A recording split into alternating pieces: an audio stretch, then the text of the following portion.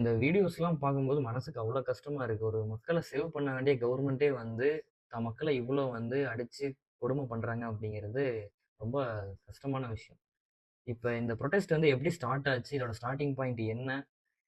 டெல்லியில 10,000த்துக்கும் மேற்பட்ட ஸ்டூடண்ட்ஸ் வந்து ஏன் வந்து பார்லிமெண்ட்ட நோக்கி புரொட்டஸ்ட் பண்ண ஆரம்பிச்சாங்க அப்படிங்கிறத பத்தி இந்த வீடியோல நான் உங்களுக்கு எக்ஸ்பிளைன் பண்றேன். பார்த்தீங்கன்னா, இது வந்து நீட் எக்ஸாமோட கான்ட்ரோவர்சி தான் இவ்வளோ தூரம் போய்க்கிட்டு இருக்கு. பார்த்தீங்கன்னா, மே 3ல வந்து நீட் எக்ஸாம் வந்து ஸ்டார்ட் ஆகுது.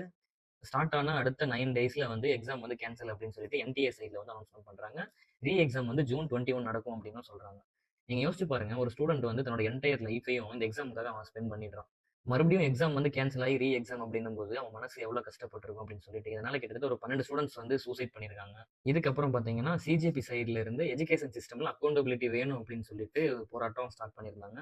அவங்களோட மெயின் டிமாண்டா அவங்க என்ன வைக்கிறாங்க அப்படின்னு பாத்தீங்க அப்படின்னா, எஜுகேஷன் மினிஸ்டர் தர்மேந்திர பிரதான் வந்து ரிசைன் ஆகணும் அப்படின்னு சொல்லிட்டு அவங்களோட கோரிக்கை வைக்கிறாங்க. அதே நேரத்துல சோனம் வாங்சக்கும் வந்து இந்த புரொட்டஸ்டன்ட்ல ஹங்கர் ஸ்ட்ரைக்ல ஜாயின் பண்ணியிருந்திருக்காரு. அவரோட ஹெல்த் வந்து ரொம்ப மோசமானதால இப்ப அவர் ஹாஸ்பிட்டலுக்கு வந்து அவர் ஷிஃப்ட் பண்ணியிருக்காங்க. ஜூலை 20 வந்து சிஜேபி மற்றும் அங்க இருக்கிற ஸ்டூடண்ட்ஸ் வந்து பார்லிமெண்ட்டை நோக்கி போராட்டத்தை ஸ்டார்ட் பண்ணும்போது தான் வந்து இங்க பெரிய இஷ்யூவா வந்து இங்க கிரியேட் ஆகும். ரிப்போர்ட்ஸ் படி பாத்தீங்க அப்படின்னா 10,000த்துக்கும் மேல ஸ்டூடண்ட்ஸ் வந்து அந்த ப்ரொடெஸ்ட்ல வந்து ஜாயின் பண்ணதா வந்து சொல்லப்படுது.